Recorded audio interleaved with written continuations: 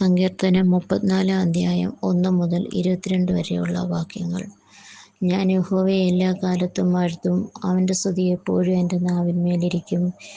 എൻ്റെ ഉള്ള യഹോവയിൽ പ്രശംസിക്കുന്നു. എളിയവർ അത് കേട്ട് സന്തോഷിക്കും. എന്നോട് ചേർന്ന് യഹോവയെ മഹിമപ്പെടുത്തുവീൻ. നാം ഒന്നിച്ച് അവൻ്റെ നാമത്തെ ഉയർത്തുക.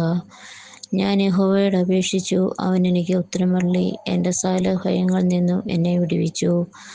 അവങ്കിലേക്ക് നോക്കിയവർ പ്രകാശിതരായി, അവരുടെ മുഖം ലജ്ജിച്ചു പോയതുമില്ല. ഈ എളിയവൻ നിലവിളിച്ചു, യഹോവ കേട്ടു. സകല കഷ്ടങ്ങളിൽ നിന്നും അവനെ രക്ഷിച്ചു. യഹോവയുടെ ദൂതൻ അവൻ്റെ നിമിത്തന്മാർക്ക് ചുറ്റും പാളയമിറങ്ങി അവരെ വിടുവിക്കുന്നു.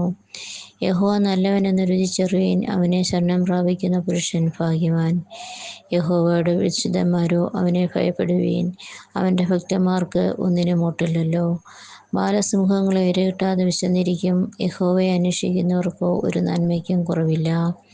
മക്കളെ, വന്ന് എനിക്ക് ചെവി തരുവീൻ. യഹോവയോടുള്ള ഭക്തിയെ ഞാൻ ഉപദേശിച്ചു തരാം. ജീവനെ ആഗ്രഹിക്കുകയും നന്മ കാണേണ്ടതിന് ദീർഘായുസ്സ് ഇച്ഛിക്കുകയും ചെയ്യുന്നവൻ ആർ? ദോഷം ചെയ്യാതെ നിന്റെ നാവിനെയും വ്യാജം പറയാതെ നിന്റെ അധരത്തെയും കാത്തുകൊള്ളുക. ദോഷം വിട്ടൊന്ന് ഗുണം ചെയ്യുക. സമാധാനം അന്വേഷിച്ച് പിന്തുടരുക. യഹോവയുടെ കണ്ണ് നീതിമാന്മാരുടെ മേലും അവൻ്റെ ചെവി അവരുടെ നിലവിളിക്കും തുറന്നിരിക്കുന്നു.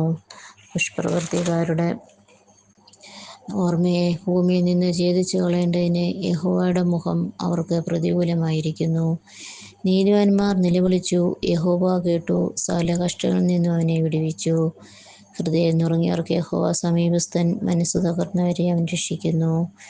നീതിമാന്റെ അനർത്ഥങ്ങൾ അസഹ്യമാവുന്നു. അവ എല്ലാറ്റിൽ നിന്നും യഹോവ അവനെ വിടുവിക്കുന്നു. അവൻ്റെ അസ്ഥികളെ എല്ലാം അവൻ സൂക്ഷിക്കുന്നു. അവയിൽ ഒന്നും ഒടിഞ്ഞു പോകുകയുമില്ല. അനർത്ഥം ദുഷ്ടനെ കൊല്ലുന്നു. നീതിമാനെ പകയ്ക്കുന്നവർ ശിക്ഷ അനുഭവിക്കും. യഹോവ തൻ്റെ ദാസന്മാരുടെ പ്രാണനെ വീണ്ടുകൊള്ളുന്നു. അവനെ ശരണമാക്കുന്നവരുടെ ശിക്ഷ അനുഭവിക്കുകയില്ല. പിതാവിനും പുത്രനും പരിശുദ്ധാത്മാവിനും മഹത്വം ഉണ്ടായിരിക്കട്ടെ.